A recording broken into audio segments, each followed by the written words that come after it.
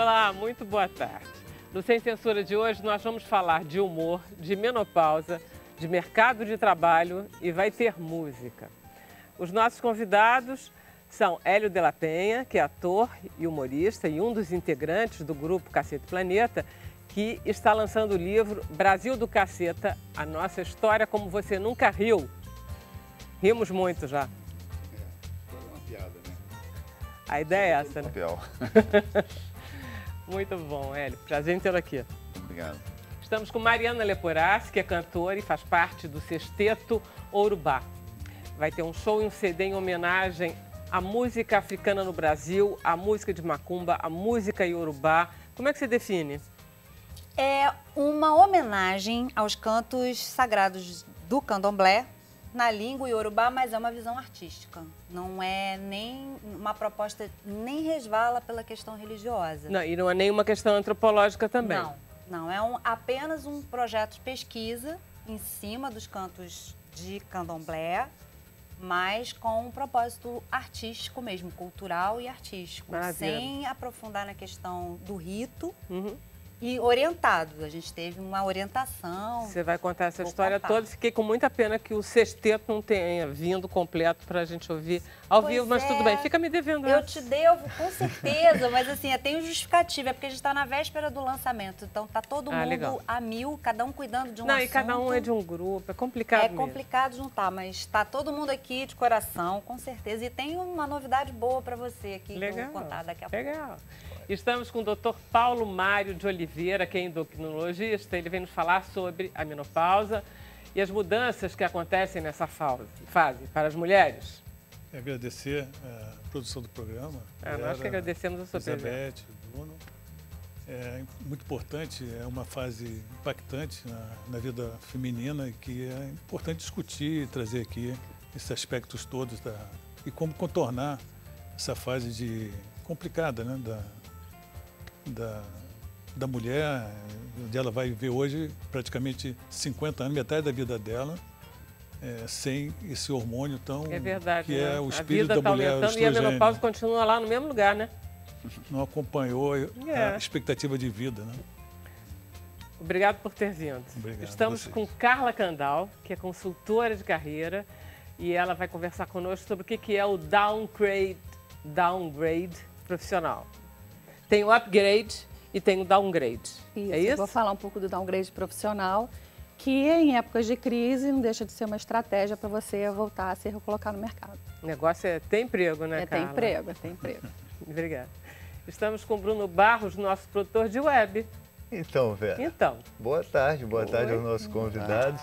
Muito boa tarde ao senhor, à senhora que está em casa. A você também, chegou a hora de participar do Sem Censura, estava esperando, né? Então manda uma mensagem pra gente. A hashtag é Sem Censura, a sua mensagem cai aqui no meu computador, eu passo para os nossos convidados. É facinho, Vera. Pois é, hoje tem vários assuntos que dá pra gente perguntar, né? Porque médico aqui sempre tem muito sucesso de matéria. Quem está em casa adora fazer uma consulta aqui no Sem Censura, então... Tá. Mas ele estava mesmo alegre, dizendo nem tão que, artístico, não, que ninguém pode ver um médico em lugar nenhum, mesmo no elevador, que... Aproveita para fazer. Vamos começar rindo um pouquinho do livro do Cacete Planeta. Deixa eu deixar ele aqui, porque eu vou pedir para você depois ler uns pedacinhos para a gente poder já começar. Hélio, eu não sabia que seu nome... Peraí, eu vou até dizer inteiro, para não achar que eu não fiz pesquisa. Hélio Antônio de Couto Filho. Exatamente. Cadê o Hélio de la Penha? De la Penha porque eu sou da Penha, da Vila da Penha. Sim, de la Penha, por quê? Porque eu queria ser da Praça Sans Penha. Tá bom. Bom, e aí, depois de ficar 18 anos na Globo, vocês continuam fazendo humor? A gente continua fazendo humor em outras áreas, né? Em outros meios, né? E essa é a nossa nova obra. Na televisão, a gente está com um programa no Multishow, uma série que vai estrear a segunda temporada agora, dia 23 de abril. Chama-se Procurando o Cacete Planeta. Entendeu? Que justamente é ela tenta responder a pergunta: o que aconteceu com os cacetas depois que o programa acabou? Yes. A gente inventou vidas falsas para gente, para responder. São vidas falsas. Não é um documentário, é um falso documentário, entendeu? Tem uma cara de falso documentário assim, a gente criou uma vida ficcional para cada um de nós. Que ótimo, em termos de fake news é perfeito. Né? Nós criamos nossa própria fake news. Muito ótimo, muito boa ideia. E aí vocês fizeram uma fake history também? Olha, é uma versão da história, mas assim, ela é totalmente baseada em fatos reais, né? A gente pegou o livro do Eduardo Bueno, o Peninha, Brasil, uma História, e a gente distribuiu os capítulos entre 5 de nós. O Reinaldo VI, ele ficou apenas fazendo as ilustrações, então cada um de nós escreveu 6 capítulos aleatórios da história do Brasil. Mas assim, então quer dizer, a gente desconstruiu o texto do Peninha para trazer graça, mas a gente conta a história, a gente fala daquele fato. Você vai falar do descobrimento, a gente fala do descobrimento, de uma maneira mais divertida e tal, mas o fato está ali. Eu acho que a pessoa que conhecer um pouco da história do Brasil vai se divertir bastante. Quem não conheceu, acho que é um caminho mais fácil. Não, tem curtir. Histórias muito deliciosas. Eu selecionei uns pedaços, porque eu achei que se eu pedisse para você selecionar, você não ia conseguir. Deixa eu só mostrar o primeiro, que é a ilustração, que eu gosto muito dessa ilustração, mas enfim, vê se dá para pegar aqui. Não sei se dá para... Tá vendo? Que é do Reinaldo, né? São todas do Reinaldo. Todas do Reinaldo. E é muito bonitinha, porque procura-se ouro e vai passando tudo. É muito bom. Aí, depois, eu queria que você lesse. Está tudo marcado. Eu marquei tudo assim, estraguei o livro todo. Sem problema. É seu?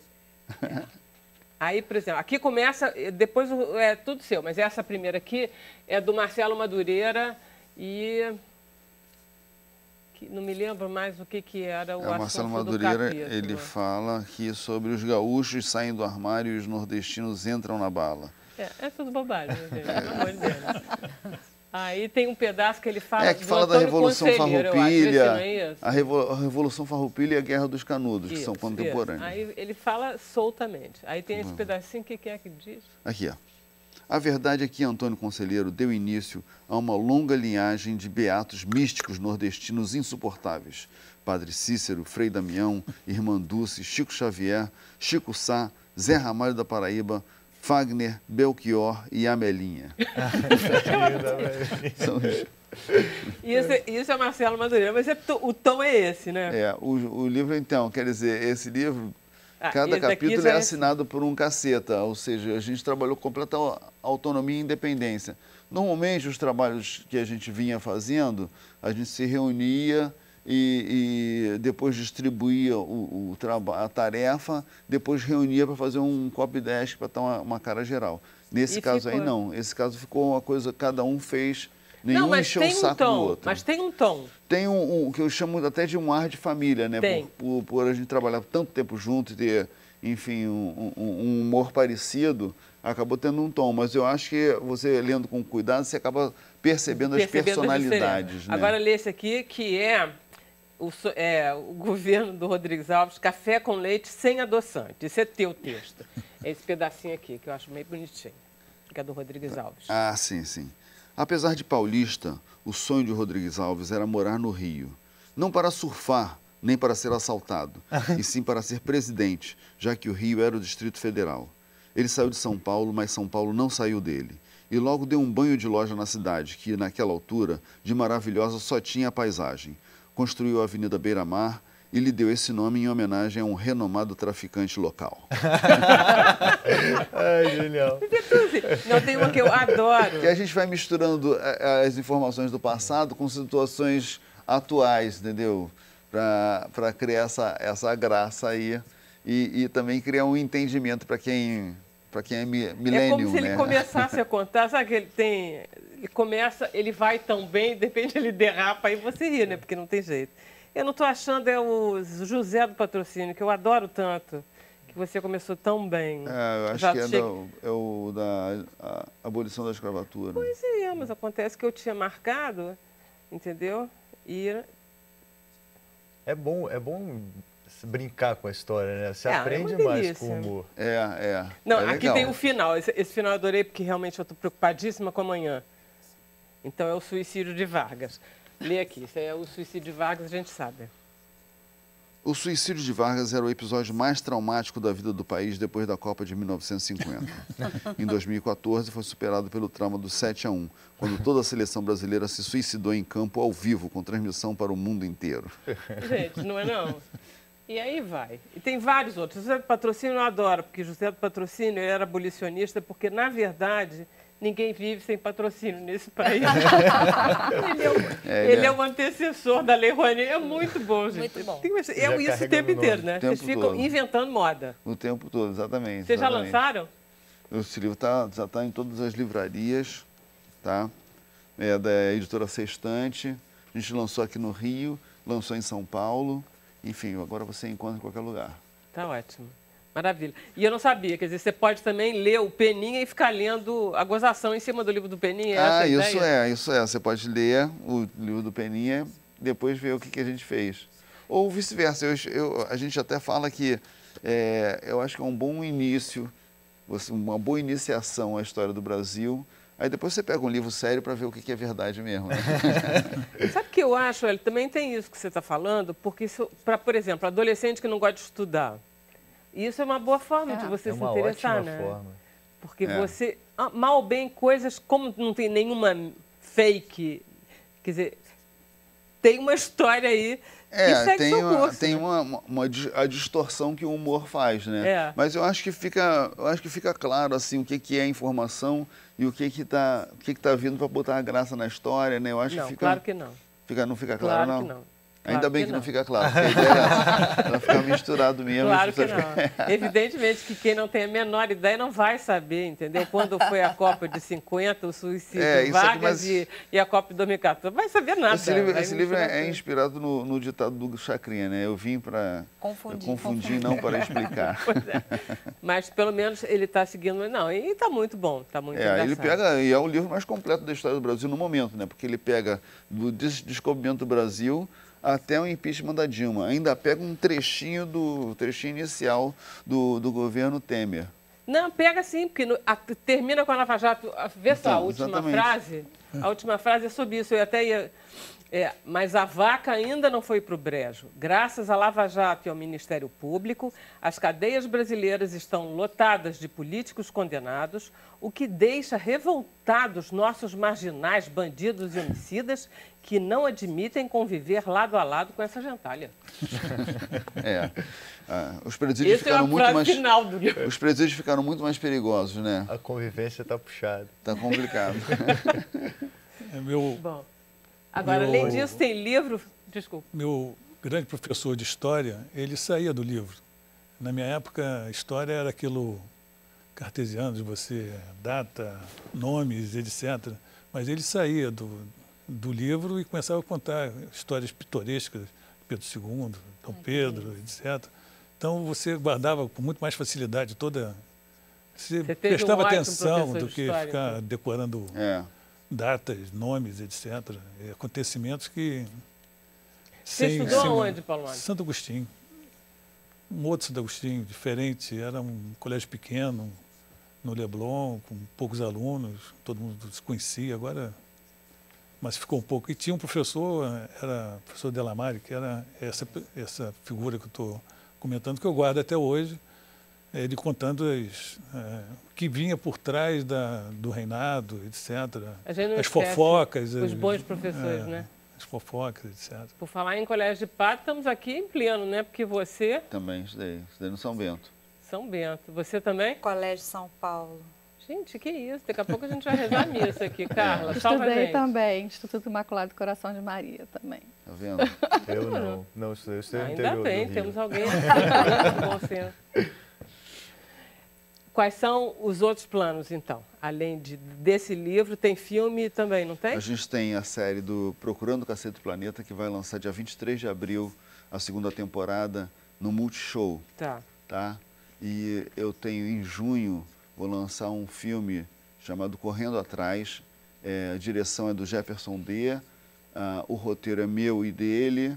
eu estou na produção junto com a Clélia Bessa, faz a produção do filme. Eu estou ali como produtor associado, eu e o Jefferson também, e a Globo Filmes e tudo.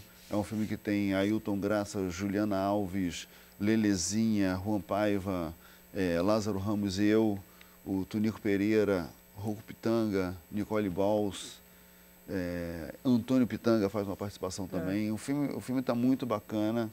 Francisco Gaspar e Teca Romualdo. Não posso esquecer ninguém, senão depois dá confusão. Todo mundo zangado. Então, quer dizer, o filme é uma comédia que fala de um cara que sonhava em ser empresário de jogador de futebol, só que ele não entende nada daquilo, mas como é um negócio que dá muito dinheiro, ele resolve se meter nessa, descobre um garotão na rua, no subúrbio carioca, e tenta montar a carreira dele, né? Só que o garoto não tem 2 dedos no pé, o que dá ao garoto também um chute de trivela incrível. Então ele vai tentando colocar o garoto nos eixos e tal. Um filme que está bem bacana, estamos muito orgulhosos. Maravilha. Quer dizer que você não para então, Eric? Não paro.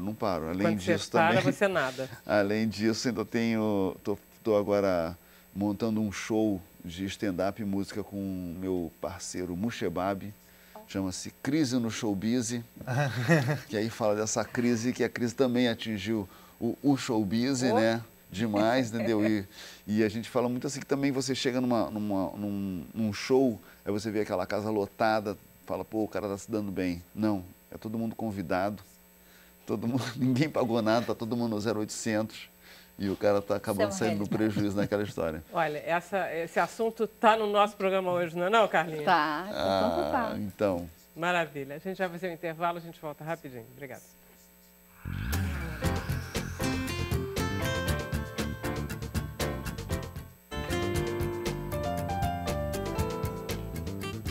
Estamos de volta, deixa eu passar a palavra para o Bruno Barros. Olha aí, Vera, esclareceu uma dúvida aqui da Cláudia Colares, nossa telespectadora. Cláudia, é dúvida assídua? Assídua do Sem Censura e de muitos telespectadores. Ela pergunta se precisa colocar hashtag nas perguntas do Facebook. Não, se você está no post do Facebook é só mandar pergunta que eu já vejo aí. A hashtag vale para o Twitter, que é como para aqui no meu computador. Aí ela completa que sempre lembra do Bussunda, partiu muito cedo. Saudade, né? É verdade. Ele faleceu na Copa de 2006, né? Então já estamos indo para a segunda Copa sem o Bussunda. E realmente é uma figura que o público lembra até hoje. Toda vez que pega um táxi ou na rua, as pessoas lembram que ele tinha muito a cara do humor, né? Você olhava para ele e já dava vontade de rir, né? Era aquela figura que bonachona, né? Você falava, esse cara tá de bem com a vida e tudo, né? Já que foi garoto propaganda de cerveja por anos, nunca tomou cerveja, não gostava, entendeu? Mas tinha aquela cara, tinha aquela barriga de um cervejeiro típico, né? Então, o povo se amarra nele. Realmente, o cara engraçadíssimo, genial, divertido demais. Maravilha. E aí tem mais uma pergunta do Gabriel Menezes, que quer saber do Hélio, qual é a sua opinião a respeito dos novos formatos humorísticos que estão hoje na telinha? Bom, aí vamos ver essa telinha que ele fala, televisão. Televisão. Na televisão você tem aí o Tá No Ar, que enfim, eu acho que tem até um parentesco com o Caceta e com o TV Pirata, né, que são 2 programas que a gente escreveu. Eu acho que o Tá No Ar ele tem essa linhagem, mas tem gente muito boa ali fazendo, tanto a equipe de criação, a equipe de atuação também, né, os atores muito bem. Hoje em dia eles têm mais liberdade do que na época do Caceta? Eu acho que, assim, eles pegaram uma liberdade maior do que nossa fase final no programa, que a gente estava bem monitorado, vamos dizer assim, entende? A gente primeiro tinha questões em relação a citar marcas, né? Questões comerciais, entendeu? E depois, no final, a gente até, as questões políticas, a gente estava bem cerceado. Eles vivem hoje uma liberdade maior. Por outro lado, eles vivem o fantasma do politicamente correto, que, ou seja, você tem toda uma patrulha que a própria sociedade faz e que vocês não acaba tinham, criando, né? uma autocensura. A gente tinha não tinha a comunicação não era tão imediata assim, quer dizer, o teu feedback do público não era tão imediato, não tinha essa organização, as pessoas não tinham essa voz toda. Então hoje você tem muita gente reclamando e acaba que começa a discutir, levando tão a sério o humor, entende? Que perde a graça, né? Quando a pessoa, porque qualquer piada tem uma questão ali que deixa, né? Para dar a graça, você não pode ser verídico, né? Você tem que dar uma coisa. Ou então você vai mostrar aquela verdade, vai criar um exagero, enfim. Se você for colocar uma lente de aumento em qualquer piada, você vai achar um problema. Né? Ele não tem como, senão você não ri, né? Exatamente, exatamente. Então eu acho que hoje em dia tem essa coisa. E também a telinha hoje, ela sofre uma concorrência bem grande do humor que está espalhado em todo lugar, né? Então... Na internet, né? Na internet, a gente fazia...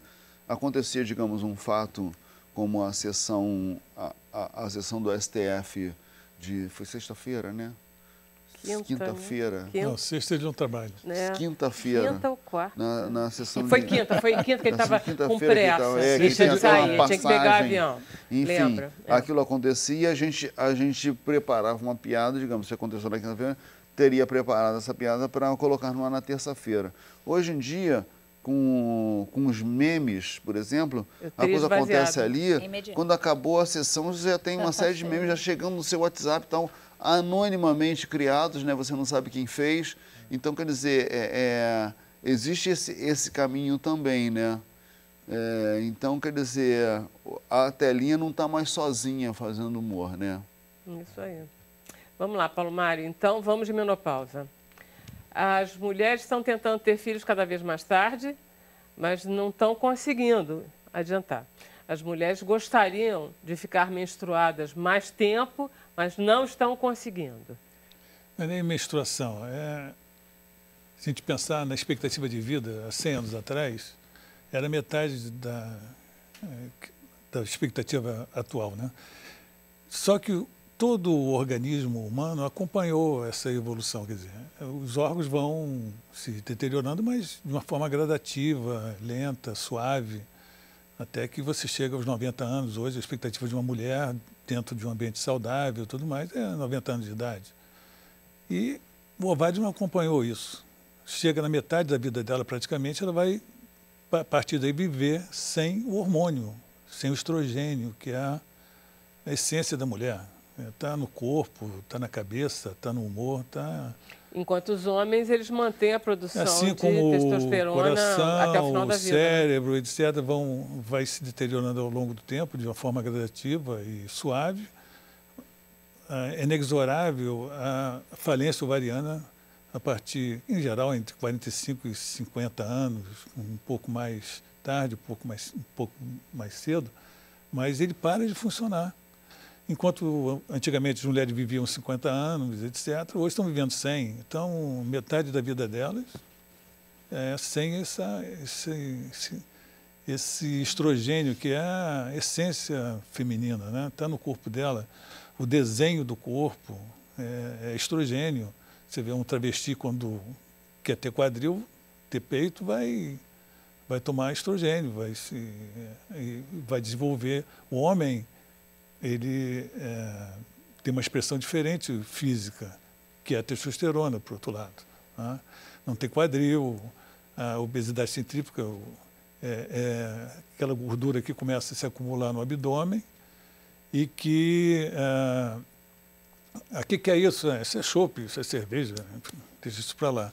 E a mulher, a partir dos 45 anos, nessa fase mais ou menos, ela começa a notar aquelas diferenças no físico, né? Perder quadril, de repente engorda na barriga. Chega a perder quadril com a menopausa? A falta de estrogênio, essa distribuição da gordura corporal. Porque a gordura distribuição, ela começa a se distribuir as pessoas mais idosas, elas perdem quadril e começam a fazer aquela barriguinha, que é o físico do homem, é a falta de estrogênio, entendeu? Então, aí de repente a mulher está em casa, aquela calça que passa com dificuldade pelo quadril, mas abotoa na cintura com facilidade, passa a não abotoar mais, eu estou inchado, ela não sabe o que está se passando. Aquilo é o hormônio que está faltando, né? Que já É a pele da mulher, o cabelo da mulher. A mulher não fica careca com 20 anos, o homem fica. Isso é hormônio. E fora disso, a mucosa, né, começa a ficar ressecada. As mucosas. As mucosas, né? já formam as mucosas. Todas, quaisquer. Então, cria problemas de relacionamento, etc., porque passa a não ter prazer, sentir dor, sentir desconforto numa relação, por exemplo. Então, isso tudo fora da fase da vida que a gente estava conversando, que é uma fase da vida extremamente complicada para todo mundo, eu acho. 40, 50 anos. Você, até 40 anos, você está brigando pelo que você escolheu, pela sua formação, etc., sua carreira. No mundo, aí, né? chega num determinado momento, era isso que eu devia ter feito, era essa carreira, era esse caminho, eu devia ter trabalhado na Globo, na Record, entendeu? Eu devia ser cantora, ser poeta, fazer medicina. Então, é uma fase da vida, devia ter tido filhos, não devia ter tido filhos, porque eu optei pela carreira e não pela família, ou vice-versa, entendeu? Então, tudo isso se confunde, é uma fase extremamente complicada para a mulher.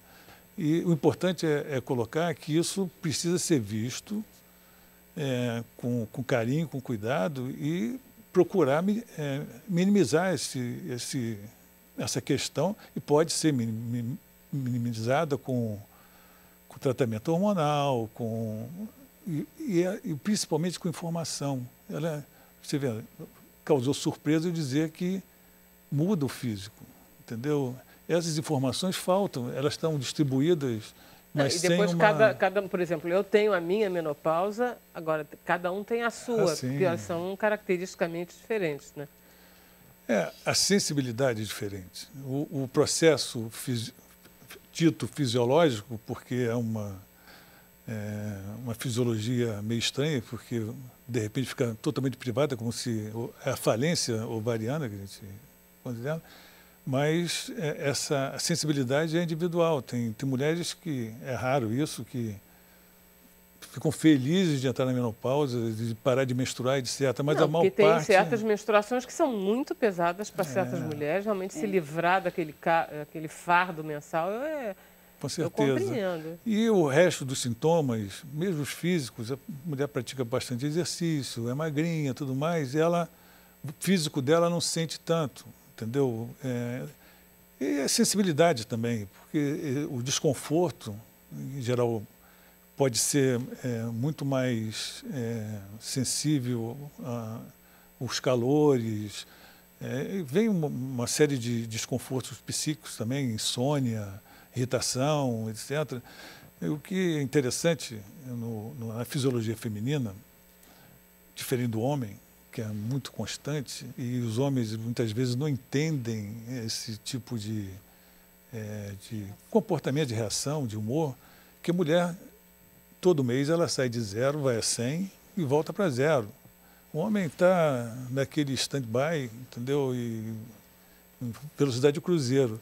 E a mulher, de repente, engravida, aí vai a 1000, entendeu? O físico todo se transforma, cresce o peito, a barriga, etc. De repente volta aquilo tudo e não volta nunca o que era antes, etc. Então, em uma determinada hora, falência, e vamos lidar com isso, entendeu? Numa época de vida complicada. Mas tem maneiras de a gente tentar contornar e minimizar essas questões. Eu sempre ouvi dizer que a reposição hormonal era muito adequada. A partir de um determinado momento começou-se a dizer que a reposição hormonal poderia ser cancerígena, poderia também provocar outros efeitos. Qual é a sua posição em relação à reposição hormonal? Se é que tem alguma. Viver tem riscos. Agora, tem tumores, e na mulher talvez seja um dos principais, que é o câncer de mama, que é hormônio dependente. Assim como o próstata do homem é hormônio dependente também, etc. E ele aumenta a incidência desse câncer com a idade. E ele é hormônio dependente. É claro, a gente não sabe se o estrogênio ele faz a mutação em si ou uma mutação que já tem lá dentro, ele ajuda aquilo a se desenvolver e se exteriorizar. Então, mas, de qualquer forma, existe esse risco. Mas você tem que fazer o balanço entre o benefício que tem também a reposição hormonal, porque pode ser um desastre para a vida da mulher. E é uma fase, eu considero a menopausa, assim como a adolescência, você se prepara, se tiver uma adolescência saudável e tudo mais, para ser um adulto saudável.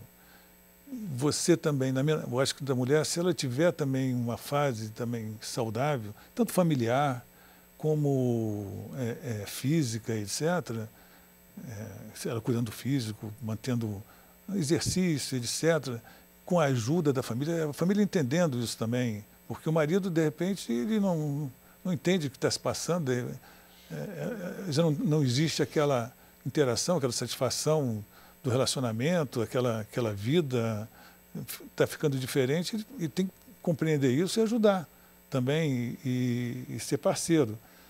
E se ela não for feliz nessa época, como é que ela, no final da vida dela, vai ser feliz? Os filhos estão saindo de casa.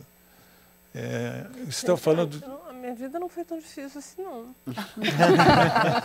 Uma palavra de honra. Você está fazendo um quadro de... Gente, será que eu passei por isso tudo? Não foi assim um horror, não. Mas é pessoal.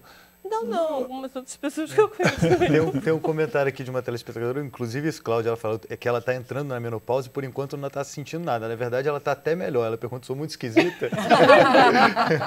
Não, tudo bem. Eu estou adorando o que o senhor está falando, dos cuidados, assim, com a mulher, tudo bem. Mas demora um tempinho e passa, né? Não fica, entendeu? Não é um mergulho profundo no abismo. Isso depende muito. Eu recebi muito no consultório. É um desastre. Um desastre de relacionamento, de acabar relacionamento, de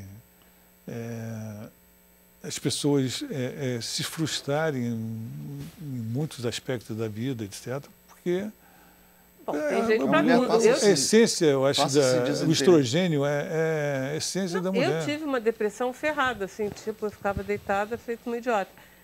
Mas eu sabia o que eu estava tendo. Não era assim, entendeu? O mundo caiu em cima de mim. Eu digo, nossa, mãe, que barra pesada esse negócio. A gente esquece. Eu sabia que era. Se você ficar em depressão, mas você ficar em depressão em cima de uma cama, não é uma coisa leve. Não, eu sei, mas não era uma coisa aleatória que tinha me caído em cima. Eu sabia que eu estava assim porque eu estava na menopausa.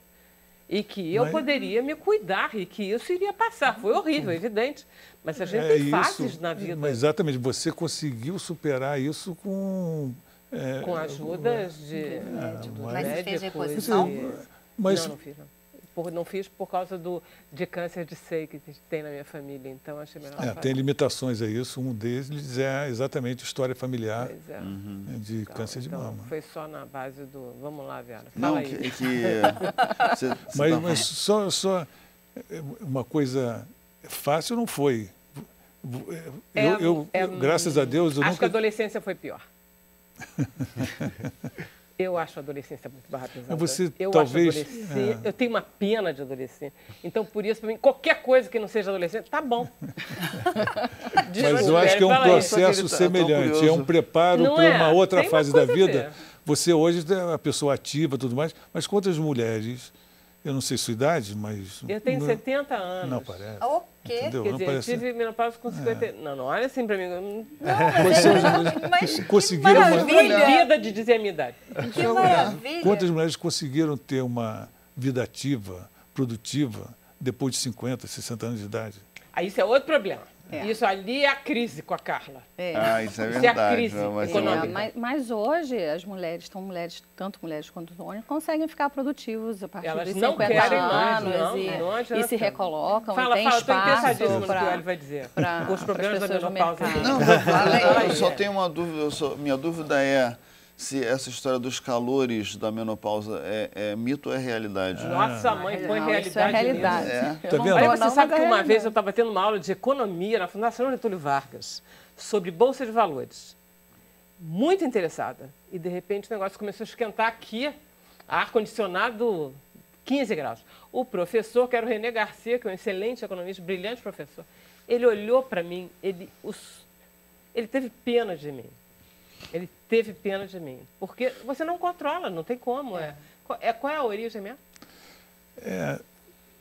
Acha-se que que acontece? Tem uma glândula que controla a função ovariana, que é a hipófise, que libera, que a gente denomina de gonadotrofinas, que vão estimular o ovário. Quando ele para de funcionar, existe uma descarga enorme da tentativa da hipófise de pôr o ovário para trabalhar, mas ele não, infelizmente, não responde.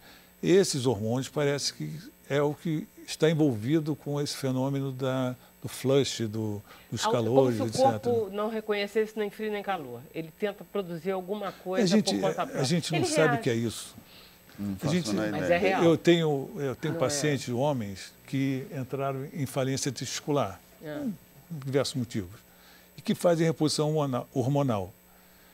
A reposição hormonal melhor para o homem, hoje em dia já tem algumas coisas mais confortáveis. É uma injeção que você tomava a cada 15, a cada 3 semanas ou a cada 30 dias, dependendo de sensibilidade individual. Tem paciente meu que Paulo Mário, às vezes eu esqueço de tomar o remédio, de repente eu começo a ficar diferente. Fica mais irritado no comportamento, etc. Irritado. Aí eu não tomei a injeção. Né? Elas sentem isso permanentemente, todo mês. Ela sai de 0, vai a 100, que a gente não sente. Você já chega a tomar injeção todo dia. Mas na verdade a gente hoje já existe mas a gente já se conhece. Injeção. A gente já sente isso com a questão da menstruação. A menstruação já faz TPM, hormonal. O ciclo da menstruação a gente já sabe. A gente sai do 0, a gente fica irritada. Eu tenho uma TPM horrorosa. Você já sabe. Nem posso contar muito, pobre do meu marido, mas assim, ele que me aguenta. Mas a gente já vive essa coisa. Às vezes é uma desculpa para a falta de educação também. Mas a gente já vive isso. Agora, quando entra nessa fase, estou ficando apavorada um pouco aqui. Chega de crise médica. Vamos para a crise econômica muito mais fácil. Vamos lá, Carlinhos. Então, essa história só. Crise econômica, eu perco o meu emprego, estou na menopausa. O meu marido me largou e aí... Aí vai ser muito mais do que um downgrade. Aí você lê o livro do Hélio para dar uma risada. Para dar uma risada. Outras coisas. Leia o livro do Hélio, escuta o CD do Urubá. Vamos lá, faz uma consulta aqui e vai. É quando a pessoa perde o emprego? O downgrade é posso dizer que é uma estratégia para você conseguir voltar para o mercado de trabalho. Não só voltar, né? Quando que a gente usa downgrade? Downgrade normalmente a gente usa ou quando a pessoa quer mudar de carreira, ela tem já uma profissão, por exemplo, ela é uma profissional da área de recursos humanos e decide mudar de área e fazer algo completamente diferente. Então a gente usa o downgrade porque a pessoa, para poder conseguir um novo emprego, ela vai começar como júnior, não mais como uma pessoa sênior, então ela faz um downgrade de carreira e volta para o mercado. Ou em tempos de crise, que é o que a gente está vivendo, né? Então, eu tenho uma posição de gerente e acabo vendo que tem mais posições de coordenação, e aí eu faço um downgrade de carreira, saio de gerente, vou para uma posição de coordenação, o meu salário também vai ser reduzido. Não na mesma empresa? Não, na mesma empresa, numa outra empresa. Você sai da sua empresa e vai. Existe downgrade dentro de empresas, onde se você refaz as estruturas da organização e você tira um nível gerencial, você faz algumas desmobilizações e aí você desce o nível de carreira também. Mas não é proibido por lei, pelas leis trabalhistas, de você perder salário? Não, mas aí você normalmente, nesses casos, quando é dentro da organização, você não perde remuneração. É só uma questão de faixa, tá? A remuneração é quando você sai, é mandado embora e quando você quer voltar para o mercado de trabalho. Então, nesse caso, não tem um downgrade, né? Pelo menos um downgrade salarial. Só de cargo. De status, né, de cargo. Sim. Você é um diretor, pode virar um gerente, alguma coisa nesse sentido. E como é que fica a coisa assim que falam do overqualified? Então, o overqualified é o que todo mundo escuta hoje, né, que está overqualified para o cargo. Então, você tem... O downgrade traz muito isso. Você é uma pessoa com muita qualificação, com muitas habilidades, aí quando você vai fazer uma entrevista para alguma posição, fala assim, essa pessoa está super qualificada para a vaga, ou seja, ela tem muito histórico, tem uma cadeira já muito grande e aqui a gente não vai ter tantos desafios assim. E aí a pessoa acaba caindo nesse overqualify, às vezes a área de recursos humanos. E aí se arrepende de ter mostrado um currículo tão bom e quer mostrar um currículo menos bom. Como é que ela vai saber, a pessoa, que a empresa está querendo alguém menos qualificado do que ela? A tendência, quando você faz um currículo, é você exagerar um pouquinho nas suas qualificações. Você doura um pouco a pílula, então simplesmente você põe o que você é mesmo. E se você é muito bom, e a empresa está querendo... E você está precisando de desespero, você topa qualquer negócio, até servir café. E a empresa... como é que você pode sacar que você pode tirar a coisa ali? O que a gente normalmente orienta é assim... não mentir no currículo, né? Não precisa nem dourar nem para mais nem para menos. Eu acho que tem uma coisa, o downgrade vem muito a partir da tua escolha. Então, assim, o downgrade é uma estratégia de mercado. Eu vou adquirir novas habilidades dentro de uma organização. Então, assim, aquilo tem que fazer sentido para uma escolha sua. Às vezes você vai estar num projeto, você está fora do mercado, por exemplo, há 1 ano. Você tinha uma posição gerencial, você escolhe para uma posição de coordenação. Qual foi a estratégia que você usou para poder voltar para o mercado de trabalho? O projeto é um projeto que faz sentido? Foi algo que você nunca fez e mesmo fazendo um downgrade você vai conseguir contar uma outra história no teu currículo com habilidades diferentes que você nunca trabalhou? Então tem que fazer um sentido a história toda. Não usar um downgrade como assim, vale qualquer coisa, eu preciso voltar para o mercado de qualquer maneira. Normalmente isso, o interlocutor que está contratando, ele reconhece. Ele percebe que você está usando isso e quando assim que o mercado melhorar, você vai se pagar mais, você acaba saindo e indo para uma outra organização. O downgrade tem que fazer sentido como estratégia. O porquê que eu estou escolhendo dar um passo atrás na minha carreira para poder entrar numa outra organização. Eu já vi isso acontecer muito com gente mais velha, que chega a um ponto da carreira que é demitido já vi muito isso, por salários altos. Aí perde o emprego, porque a empresa... Chega a um ponto que a empresa não prefere pagar 2 garotos do que um funcionário mais velho. E aí eu já vi muito velho diminuir e se propor a ser menos. E conseguir para conseguir emprego. Porque aí, normalmente, o que você precisa rever nesse caso? O próprio significado de trabalho para você. Então, por exemplo, quando você já tem uma maturidade acima dos 50 anos, isso é uma pergunta que eu escuto muito. Carla, acima dos 50 eu vou conseguir me recolocar, o mercado acaba empregando as pessoas que são mais jovens. É claro que quanto mais alto você sobe na carreira, menos posições você tem, né? Porque conforme você tem menos posições mesmo. Mas o quanto você significa? Será que você não pode ser um consultor dentro dessa organização? Você não pode atuar como um mentor? Então, você tem que olhar um pouco qual vai ser o teu papel para aquela organização. Ou para uma outra, você pode fazer uma consultoria, você pode fazer uma mentoria para pessoas mais jovens e você pode ir muito mais no intuito de ensinar essa força jovem de trabalho do que ser a pessoa que vai estar ali só exclusivamente aprendendo. Então, tem outras formas de você se recolocar. Quando você falou no início, né, a gente fala assim, hoje a gente vive muito assim, tem trabalho, a gente pode ter pouco emprego. Porque a parte do emprego, a tendência é que isso vai reduz cada vez mais os postos de trabalho. Agora, trabalho tem muito. Se a gente começa a pensar um pouco em consultoria, em outras formas de se tornar produtivo, a gente vai ter muito trabalho pela frente. Hoje, inclusive, até para as pessoas mais velhas, você já tem sites especializados que aceitam pessoas só acima de 50 anos. Você está falando muito do ponto de vista da pessoa que está procurando emprego. Isso. Em relação às empresas que estão procurando funcionários, como é que ela vê o downgrade? Ela não procura alguém mais qualificado, mas deslocado um pouco. Isso que eu não entendo. Por que a empresa não aproveita esse momento de crise para ter uma pessoa mais qualificada para aquela função? Mas em alguns casos ela acolhe esses profissionais mesmo, que têm um pouco mais de qualificação para entrar. O receio só que o que ela precisa, não é, assim, entre aspas, garantir, se esse mercado melhorar, a pessoa não vai sair. Por isso que o downgrade tem que ser uma escolha muito consciente do que eu estou fazendo e por que eu estou usando essa estratégia. Porque se for só porque eu quero me recolocar, assim que o mercado melhorar, ela sabe que não vai manter aquela pessoa ali. Mas se for uma escolha, porque dentro desse projeto faz sentido para ela, que ela vai ter um tempo, né, para até terminar esse projeto dentro de uma organização, aí a empresa acolhe sem nenhum problema. Carla, como é que você vende isso para a empresa? Você vende a sua ideia de...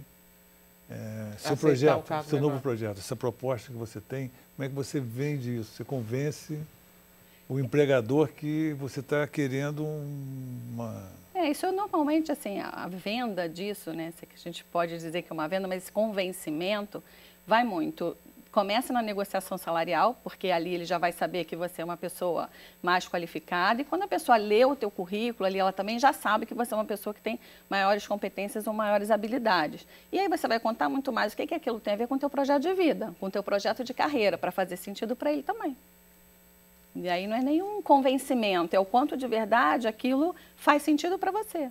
E isso, né, o RH ou o dono dessas posições são pessoas preparadas para avaliar o quanto a pessoa está usando isso porque faz parte de um projeto ou ela está usando aquilo para deixa eu sair do mercado com uma rota de fuga, isso. Maravilha, Carla. A gente vai fazer mais um intervalo, a gente volta já já com Mais Sem Censura.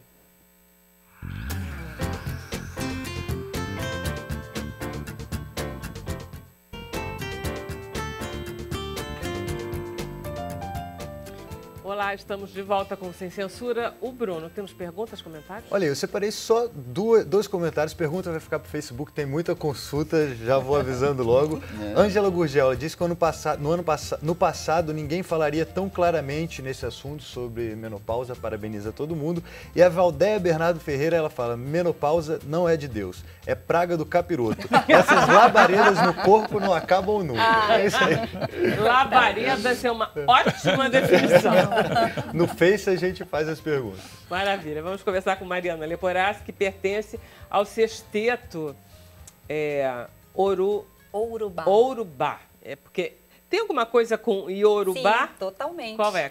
Na verdade, é uma palavra meio inventada, que faz sentido dentro da língua. A gente não queria falar, né, Iorubá, não queria botar Quando a gente estava procurando um nome para o grupo, esse nome saiu do Dalmo, até o Dalmo Medeiros, que é um dos integrantes, ele que soprou essa ideia e a gente achou ótimo, porque fazia alusão, sem ser exatamente, e ouro de ouro mesmo. E Bá, que o sentido é o caminho, é o caminhar. Então, assim, a gente botou esse nome como uma alusão, uma homenagem, mas sem ser uma palavra propriamente em Iorubá, né? Um nome eu adorei que dá a definição, não sei se foi tua, se foi da Célia, que disse o que é um sexteto. Sexteto é um grupo de gente que se reúne às sextas-feiras. Ai, não! Eu adoro. Isso estava até no nosso primeiro release, por acaso, quando a gente começou o trabalho nos primórdios dos séculos, porque a gente se reuniu em 2014. O primeiro encontro desse sexteto foi em 2014. O nome do grupo, assim, provisório foi Sextante, que é o nome da editora. E porque a gente botou... Aí a brincadeira saiu, porque a nossa reunião era sexta-feira. Então, o grupo dos seis amigos cantores que se reúnem às sextas. Aí virou Sextante. Mas não era, isso era uma brincadeira nossa, de fato. Isso estava até lá nos primórdios dos nossos escritos, release e tal.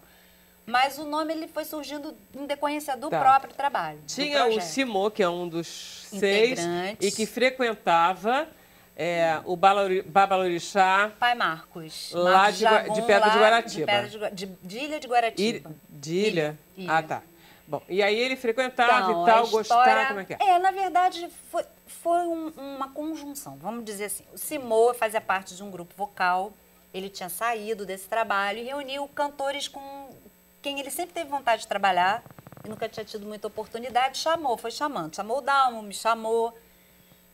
chamou a Kika, o Vicente, aí chamou a Célia, em princípio, para ser arranjadora, porque a Célia é a nossa, né, a nossa grande maestrina maravilhosa, e ele tinha, assim, até... Falei, mas vamos chamar a Célia para cantar também, aí chamou ela veio feliz, foi um feliz encontro de pessoas que já se conheciam musicalmente, todos nós já nos conhecíamos.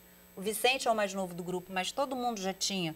né, trabalhado com ele de alguma forma, porque ele está aí também inserido nesse meio dos vocais, dos grupos, enfim, todo mundo já conhecia o Vicente. Todo mundo tinha trabalho em vocais. Em vocais. Que significa que a gente consegue trabalhar em grupo, em equipe. Isso. Basicamente. E já nos conhecemos há muito tempo, Isso. porque já temos uma história dentro da música, da música vocal e também em carreiras paralelas, em outros grupos, a gente já Agora se conhecia. chega lá no repertório, que e aí a é gente uma loucura. foi...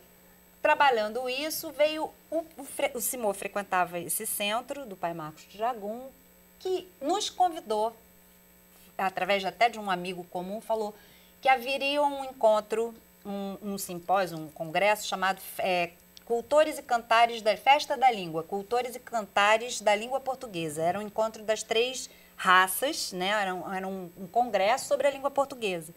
E ele perguntou se nós não gostaríamos de executar neste momento, que o grupo estava começando, a gente ainda estava definindo o repertório, sabendo para onde que a gente ia, 4 cânticos em Iorubá, de candomblé. Nós achamos aquilo super inusitado, nunca tínhamos parado para pensar nisso. Mas veio uma pergunta dele, aí o Simo trouxe isso para uma reunião, todo mundo achou interessante. Uai, vamos lá, né? Vamos ver o que é isso, porque é diferente, vamos, né? Vamos começar uma... Ele sugeriu os cânticos, ele pediu para a gente fazer esse repertório e a gente quis atender. Fizemos, nos apresentamos e foi incrível. Posso mostrar o VT? Pode. Porque aí as pessoas vão saber exatamente... E eu vou te falar sobre o VT, que é esse VT que você vai mostrar, é o nosso videoclipe, que está inédito.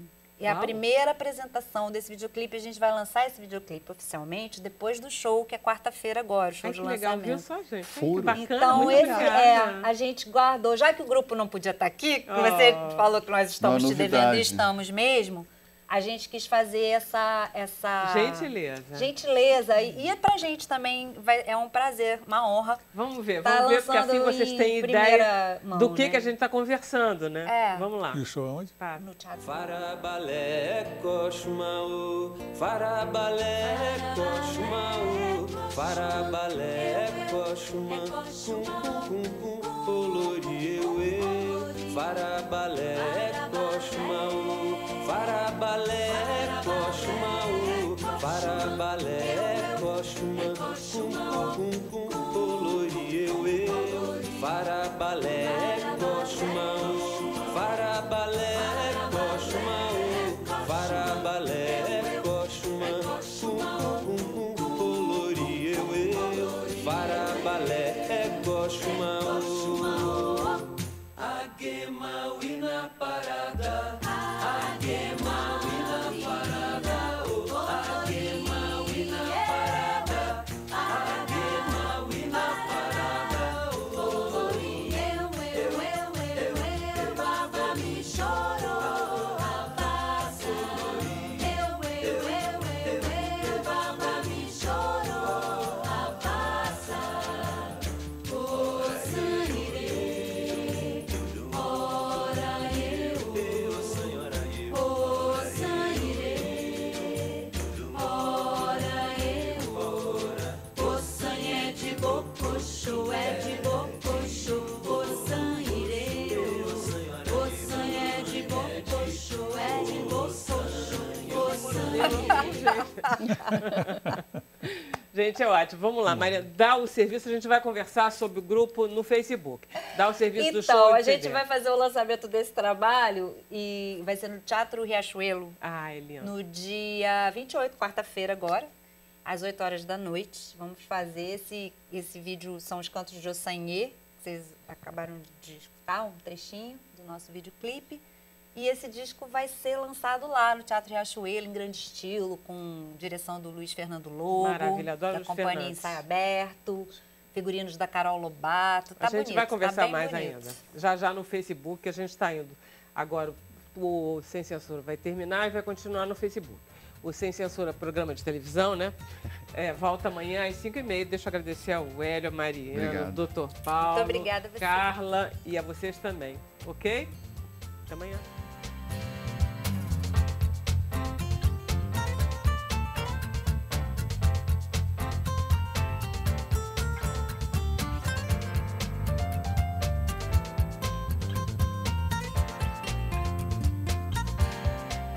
Que aí ele faz as perguntas.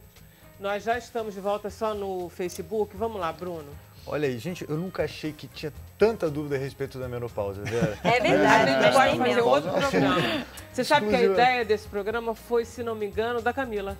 Ah, exatamente, Não foi? Camila Abreu. Foi Camila Olha Abreu aí, que teve essa crédito ideia. dado. que deram para ela, acho que no transporte, alguma coisa, falaram com ela. Não sei como é que foi. Isso aí. Muitas perguntas. A Ana Filgueira faz um comentário que ela fala que concorda muito com o senhor, que uma das amigas dela, as amigas dela têm uns sintomas e outras têm outras, mas ela foi premiada com todos os sintomas da menopausa.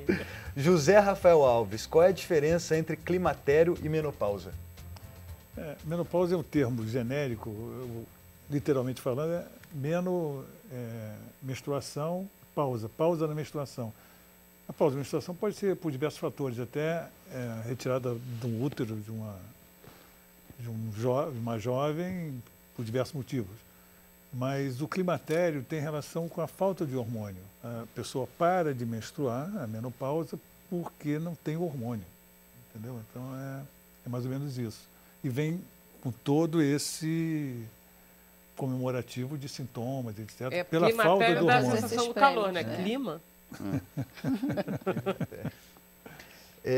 Isolda Soares, ela gostaria de saber se a perda de peso depois da menopausa é mais lenta. É mais complicada, não pela menopausa em si. É que a gente come mais mesmo, né? Você está na fase da vida mais relaxada. Substitui, né? Diferente, mas não especificamente. Entendeu? Mas essa preocupação é como eu estava mal comparando com a adolescência, você tem que se preparar, porque se você não tiver um programa de exercício, um programa de se cuidar, você acaba aquilo tendo um efeito muito maior Sabe, tem uma amiga seu minha físico. no grupo, assim, gente da minha idade, que aí outra diz assim, a piadinha que a gente não contava nessa época é assim, você não acha o Brad Pitt um tesão? Aí outra dizia assim, não, eu acho o tesão um quindim bem amarelinho. É um pouco por aí essa mudança de ideia. Uma bomba de chocolate. E tem a Elizabeth Benjamin, ela conta aqui que a menopausa para ela foi horrível, agora é péssima. Ela no início fez reposição com hormônio sintético e hoje ela está com fitoterápicos. Ela tem 58 anos, entrou na menopausa com 52, tem 55 quilos e 1,65 m, faz pilates. Ela pergunta... Maravilha, né? Mas eu acho que é uma pergunta para todas as mulheres que estão passando por esse problema. Como é que ela pode ter uma melhor qualidade de vida?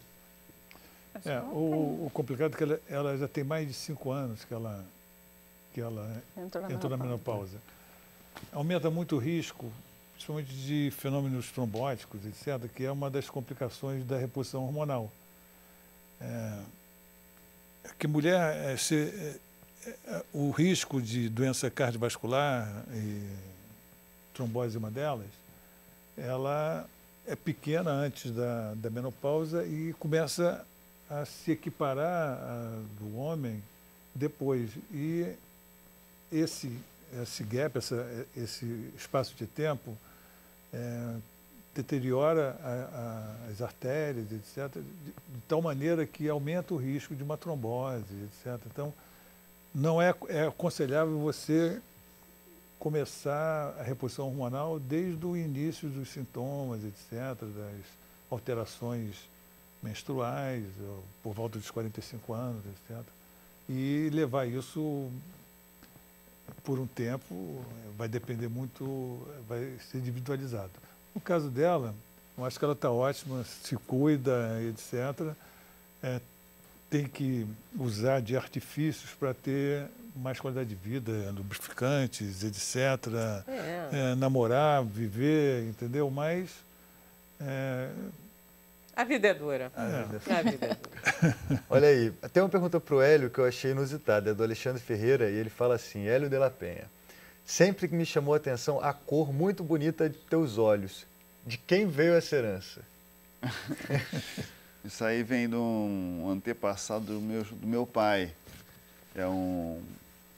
Seria um bisavô meu, que era alemão, e aí esse gene veio recessivamente chegar a mim, né? Tanto que meu pai não tinha olhos claros, meu avô tinha, meu pai não tinha. Nós somos 5 irmãos e 3 temos olhos claros. Precisa ter, precisa ter da parte de mãe e da parte de pai para ser. Então, mas eu acho que a parte da mãe tinha alguma coisa escondido ali, mas o E o pai pai é o que a também. gente sabe, É. o que a gente tem noção disso, né? É que fica bonito mesmo, É. a pele mais escura com o olho mais claro. Fica bonito. Obrigado. Não estou dizendo nada de novo, né? Você ouve isso desde criança. Mais uma pro Hélio, Gabriel Fontes. Aí ele quer sair do humor. Ele fala assim, qual é o fato que o Hélio acha mais triste na história do Brasil? Ixi, Oh, Pô, são muitos fatos tristes. Eu particularmente escrevi aqui sobre um fato bem triste que foi a escravidão, né? Eu acho que foi um período mais nefasto e eu acho que o que traz as piores consequências. A gente ser o país que foi o último a declarar a abolição da escravatura e não ter feito nenhuma transição para os escravizados que ficaram livres depois, entendeu? Isso foi um problema muito sério. Você, nos Estados Unidos, o cara recebia pelo menos um pedaço de terra e uma mula, né? Então, esse pequeno pontapé inicial já resultou numa diferença grande hoje em dia, né? Então, eu acho que a escravidão, e ela, ainda mais ela se perpetuando de outras formas, que você tem uma baixa formação educacional e resulta em empregos de baixa renda, empregos de baixa qualificação e, por consequência, um salário menor, né? Então, você vai acabar perpetuando aquela pobreza Escravidão da moderna. escravidão, o sujeito hoje assalariado em condições ruins, né? Então, acho que talvez seja o pior problema. E hoje a gente vive aí a questão da corrupção, que também triste. a gente vê que ela não se reduz ao poder central, ela está vascularizada por todo o país, por todos os órgãos e tudo, inclusive no dia a dia, né? As pessoas não percebem, entendeu? O quanto a corrupção está já no seu dia a dia, né? Aquela fila dupla na hora de pegar dar um jeitinho, corrupções, né, de das resolver uma pequenas coisa. corrupções É. cotidianas. mas deixa eu Exatamente. voltar para o tema da negritude, porque aí vamos conversar com a Mariana sobre o grupo dela, que me põe canções Yorubá, que são de candomblé, que tem um lado religioso que a gente queira. Sem que dúvida. Não tem um negro no seu grupo, Não. porque o Babalorixá era branco. Tudo bem, Não, mas eu não sei foi por que isso, são não. assim. Tem nada a ver uma coisa Ah. com a outra. Não foi por escolha dele. O grupo já existia quando a gente foi chamado para fazer Pra esse, fazer, esse trabalho. tá. O grupo já estava formado. E se formou por afinidade. Assim, a questão, né, de não ter um cantor branco, negro foi por mera acaso, porque o senhor foi reunindo Poderia essas ter, pessoas. porque Poderia a ter. ideia não era essa. Mas, assim, não tinha essa... E quando a gente foi convidado para fazer esse projeto, para todos foi uma grande surpresa. Talvez para o Simô não, porque talvez ele tivesse tido uma conversa mais... Talvez não, E ele a gente já sabe. devia ter mais intimidade com esse tipo de cântico Com também. certeza, ele já tinha mais... E o Dalmo também, porque o Dalmo tem uma história lá na Bahia. O Dalmo morou na Bahia há muito tempo e ele frequentou centros de candomblé na Bahia, tradicionalmente e tal. Ele tem Ele já tinha mais intimidade com o tema, mas nós quatro, não tanta. Então, pra gente foi um projeto, porque todos nós somos pesquisadores, todos nós temos essa verve, né, essa veia e essa curiosidade. Então, a gente embarcou numa ideia. Mas olha só, me diz uma rica. coisa, porque eu também não tenho intimidade com os terreiros, mas em terreiro eu estou muito acostumada com a ideia de ouvir muita percussão, Sim. muito tambor. Sim, sim. E quase não tem no disco de vocês. Propositalmente, de alguma pois porque é. a gente valorizou a questão vocal. Pois é, os cânticos, a melodia são Originais. originais. Não houve nenhuma alteração de melodia, a gente teve muito cuidado com as letras, muito embora, por ser um material de tradição oral, isso já se modifica de terreiro para terreiro, de nação para nação, de forma português para brasileiro. Exatamente. Não problema. Então, por ser uma matéria de tradição oral, a gente está lidando com um trabalho recolhido, que vai de geração para geração.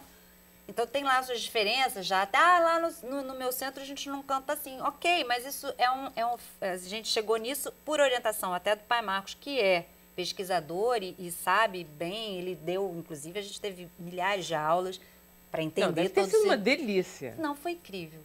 Foram 3 anos de mergulho.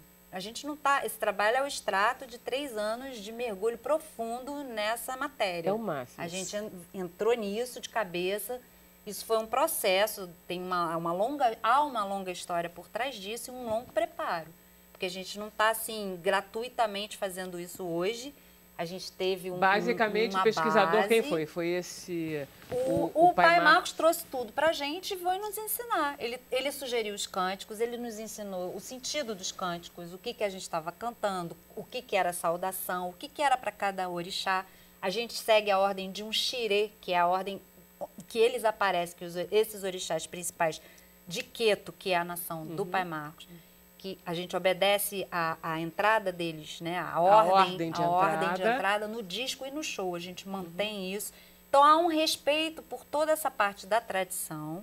A única coisa que a gente imprime é a assinatura musical. A gente resolveu fazer disso um projeto artístico, cultural e não um projeto religioso, porque não é o nosso propósito. Não é o nosso propósito. É uma leitura, é uma homenagem, vamos dizer assim.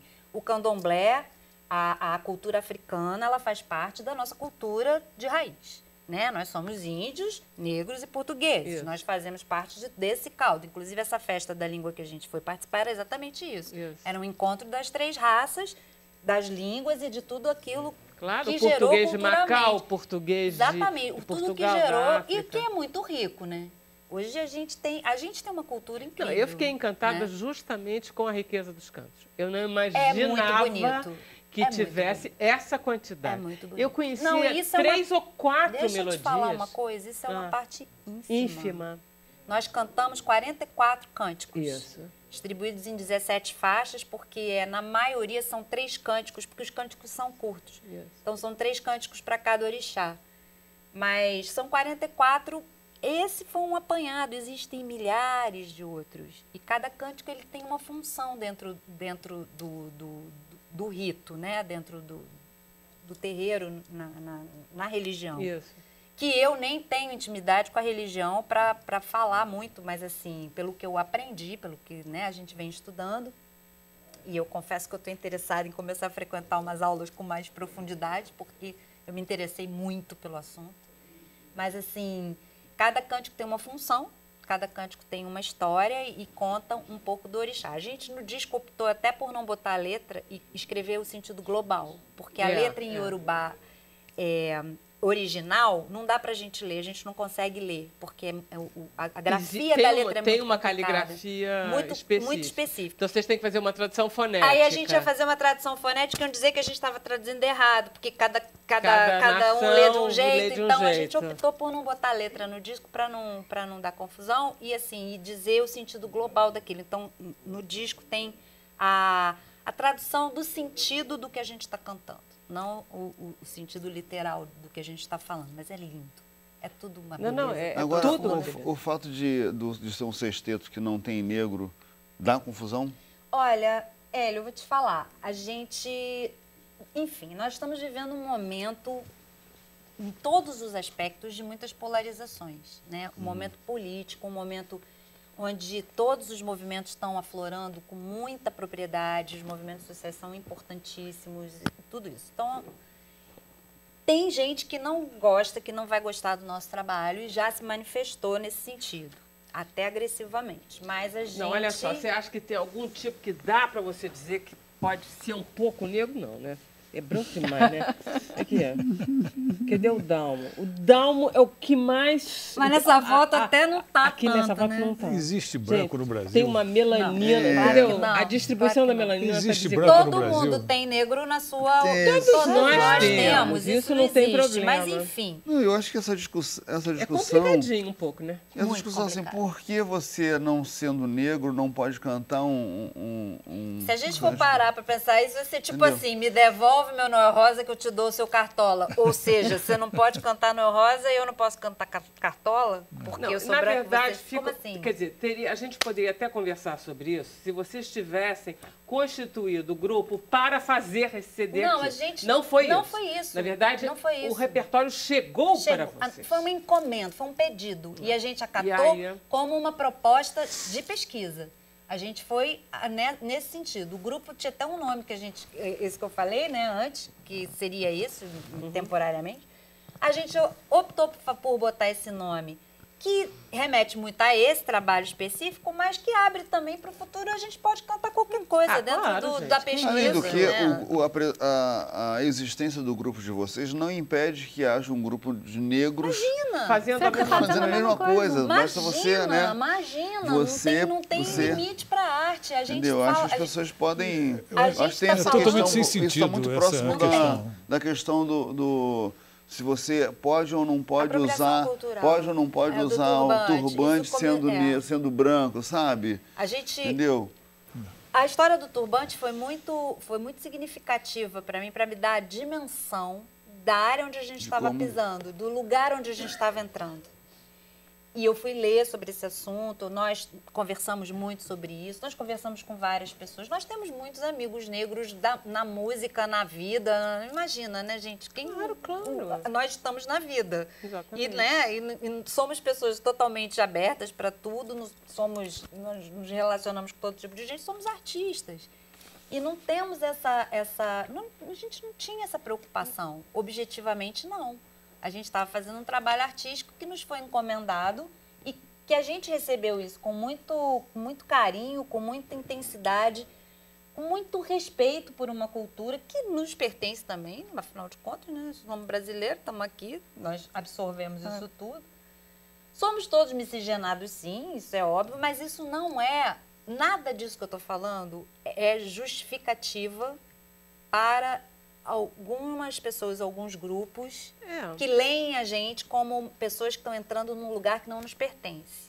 A gente pode ser visto assim em algum momento, porém, essa não é uma visão da maioria. Isso não é uma visão, assim que vocês estão não é isso que a gente Vocês sabe. não são Nós não os somos. usurpadores. Acho que isso é uma Nós visão somos muito. pesquisadores, cantores, artistas que estão trazendo um trabalho Divulgando a de cultura. pesquisa da nossa Não, cultura. essa é uma visão Em muito matéria de- segregacionista, Ei, né? Bruno, Você. Em matéria de Por que você não interação, esse grupo, Nota 10. nota Ah, 10. O meu obrigada, grupo Fê. aqui também, nota 1000. Nota 10. É. Muito bom. Muitas Então interações. tá, então podemos terminar o programa pela segunda vez? O único programa É uma que tem pena, eu duas por vezes. mim ficava aqui. Podemos. Podia fazer uma consulta com o doutor Paulo agora mesmo, assim, inclusive. Espera desligar a Até câmera amanhã, então, então. doutor. Doutor, deixa eu contar.